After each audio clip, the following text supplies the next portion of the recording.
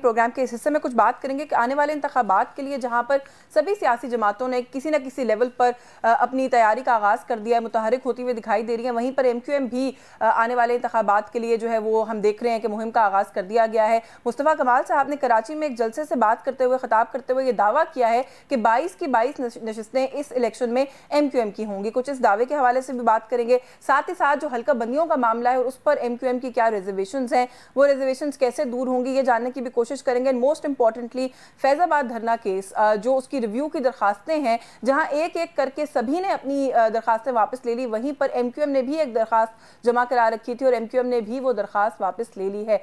उसका क्या बैकग्राउंड है, इस पर भी बात करेंगे। सीनियर रहनुमा है, MQM के साबिक वफाकी वजीर है अमीनुल हक साहब ने हमें ज्वाइन किया। बहुत शुक्रिया सर आपका आपके वक्त के लिए। सर सबसे पहले तो यही कि फैजाबाद धरना केस एक लॉन्ग स्टैंडिंग इशू, रिव्यू की नजरसानी की दरखास्तें मुतअद्दिद एप्लीकेंट्स की तरफ से थी, MQM was one of them. आप लोगों ने भी सर कहा है कि 10A का जो मामला आप लोगों ने पहले उठाया था कि वो फुलफिल नहीं किया गया, वायलेट किया गया, अब आपने अपनी एप्लीकेशन वापस ले लिया। सर थोड़ा सा अगर इसका बैकग्राउंड बता दें कि क्यों जरूरत पेश आई दरखास्त वापस लेने की। देखिए यशवर, मैं समझता हूँ कि ये कई साल पुराना केस है और उस पुराने केस होने के हवाले से मैं समझता हूँ कि कहते हैं ना कि पुलों के नीचे से बहुत सारा पानी गुजर चुका है। इसीलिए जब MQM पाकिस्तान की राब्ता कमेटी ने कल मशावरत की और मशावरत करने के बाद अपने लीगल टीम के साथ मशावरत की और लीगल टीम को फिर ये राब्ता कमेटी ने हदायत जारी की है कि जिस तरह बाकी तमाम सियासी पार्टियों और तमाम जो इंतज़ामी इदारे वो अपनी दरख्वास्तें वापस लें, तो MQM भी उसी फुट स्टेप को फॉलो अप करते हुए एक जिसे कहते हैं कि अफ़वाम तफ़हीम के माहौल को बरकरार रखते हुए उसी फुट स्टेप पे जारी। और मेरा ख्याल है किसी भी दिन ये हमारे लॉयर ये जो जजमेंट है, ठीक है आपका मौक़िफ़, I do get your point के पुरानी जजमेंट है, पुराना केस हो गया, पुलों के नीचे से सर पानी तो निकला है, लेकिन इस जजमेंट को एक बड़ी पावरफुल जजमेंट कहा जाता है जब पाकिस्तान के सियासी तनाजुर में अगर इसके हवाले से बात की जाए। आपको नहीं लगता कि पुलों के नीचे से उस तनाजुर में अभी भी बहुत पानी नहीं निकला? इदारों का रोल क्या होना चाहिए, कहीं पर क्या तजावुज़ हुआ था कि नहीं हुआ था? अगर इस बात को इस्टेब्लिश किया जाएगा तो मुस्तकबिल में भी ये चीज़ें मददगार साबित होंगी, लेकिन अगर सियासी जमातें ही मैदान छोड़ देंगी तो फिर सर अदालतें या अदलिया क्या करेगी?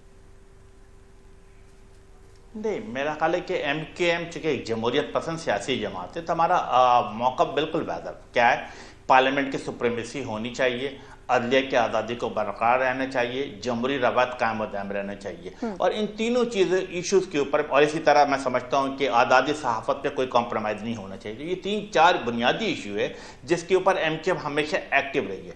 आज़ादी सहाफ़त का मामला हुआ तो हम PFUJ के साथ खड़े रहे हुकूमत में होने के बावजूद।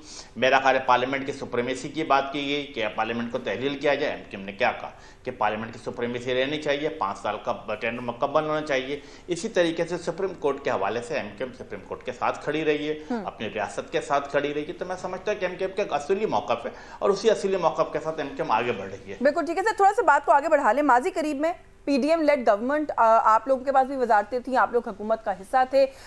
कोई भी लोग इस वक्त, कोई भी सियासी जमातें, ऐसा लगता है कि किसी भी चीज़ की जो PDM हुकूमत में मामलात हुए जिम्मेदारी लेने को तैयार नहीं है। और यही मामला मैं हल्का बंदियों के हवाले से बात करी हूँ कि नया सेंसस भी उसी गवर्नमेंट ने नोटिफाई कराया, हल्का बंदियाँ भी उसी मर्दमशुमारी के तहत हो रही हैं, लेकिन सर आप नाराज़ हैं। MQM जो है वो कहती है कि हम हल्का बंदियों को नहीं मानते। तो सर ये तो एक तो ये कि इलेक्शन को डिले नहीं होगा इलेक्शन इससे, और साथ ही साथ ये भी कि जिस हुकूमत का हिस्सा थे उसके फैसलों के साथ स्टैंड क्यों नहीं कर रहे? देखिए ईश्वर, आपने 3-4 सवाल एक साथ पूछे हैं। मैं ख्याल है मैं तरतीब और इसके जवाब दे देता हूँ। मेरा ख्याल है PDM की जो 15 माह या 16 माह की जो हुकूमत थी उसमें जो MQM की कंट्रीब्यूशन थी, MQM की कंट्रीब्यूशन क्या थी? IT मिनिस्ट्री मेरे पास थी। क्या IT मिनिस्ट्री को अगर आप देखेंगे तो मैं समझता हूँ बहुत तेज़ रफ्तारी और बर रफ्तारी के साथ तरक्की की है। दूसरी बात, आपने डिलिमिटेशन के हवाले से बात की। देखिए हमारा तो ईश्वर, आपको तो ये हमारा असली मौक़िफ़ अभी से पिछले 5 साल से नज़र आ रहा था। हम क्या कह रहे थे कि सेंसस का इनेकाद किया जाए। अब बड़े मुश्किल से पिछले हुकूमत से लड़ झगड़ के, आर्ग्यूमेंट करके और दलाइल के साथ हमने मेक श्योर किया कि सेंसस का इनेकाद किया जाए। 2022 में सेंसस का इनेकाद शुरू हुआ, 2023 में इसका रिजल्ट आ गया।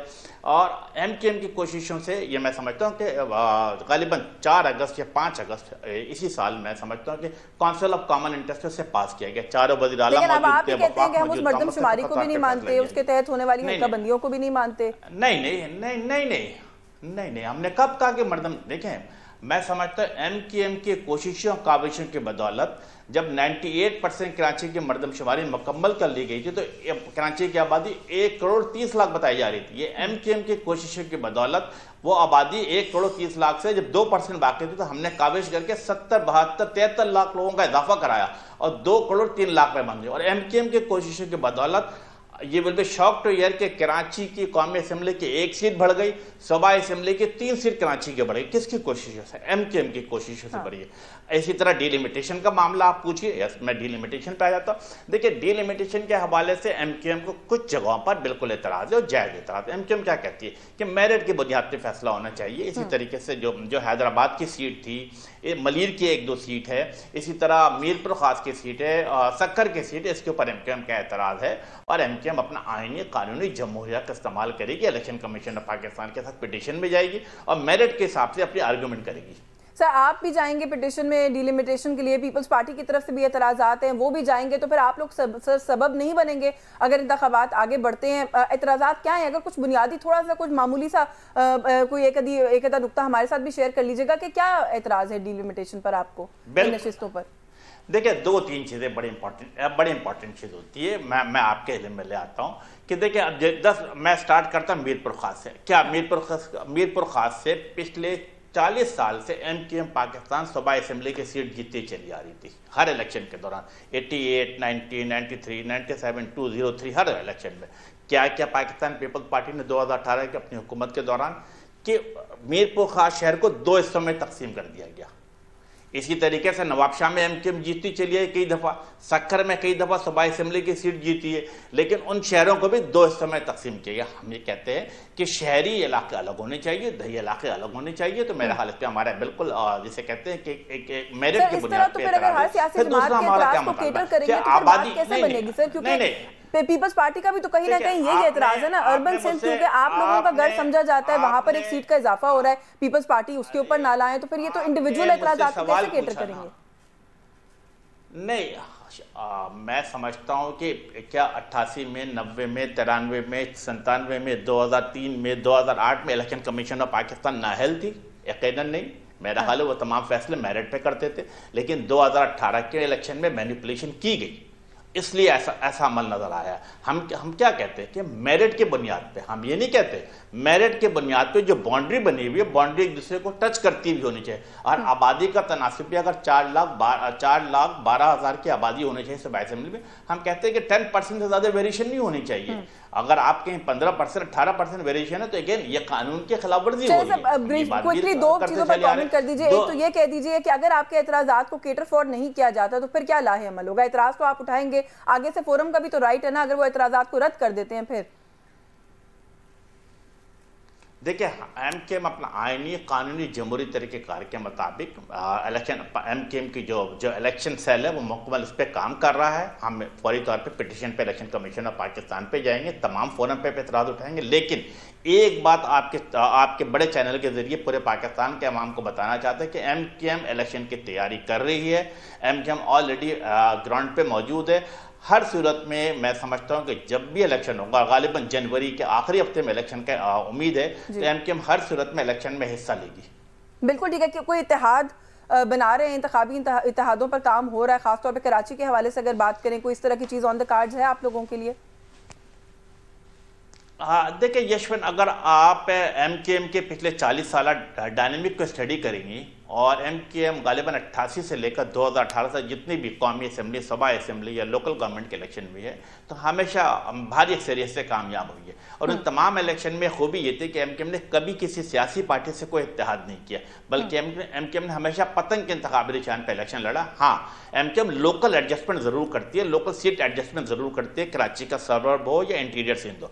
मैं समझता हूँ कि we had very very good relationship with the GDA, GUI, function league के साथ एक दूसरे के दफातर में आना जाना है, गालिबन कलम प्रेस कॉन्फ्रेंस भी करने वाले हैं। तो मेरा ख्याल है कि जहाँ पे सीट एडजस्टमेंट की बात होगी, और दूसरी बड़ी खूबी क्या है MQM की, जहाँ वो कराची और हैदराबाद में नंबर 1 पोजीशन लेती है, तो इसी तरह खैरपुर, शिकारपुर, बदीन, लाड़काना, इन तमाम जगहों पर भी MQM को बड़े बड़े वोट बैंक मौजूद है, 12,000 के 15,000। इन जमातों के साथ कोई सीट एडजस्टमेंट या कोई इस तरह के मामलात पे MQM के अच्छे ताल्लुकात है? PTI के साथ भी सर हो सकते हैं इंतखाबी मामलात, कोई अगर कोई इस तरह की ऑप्शन आती है?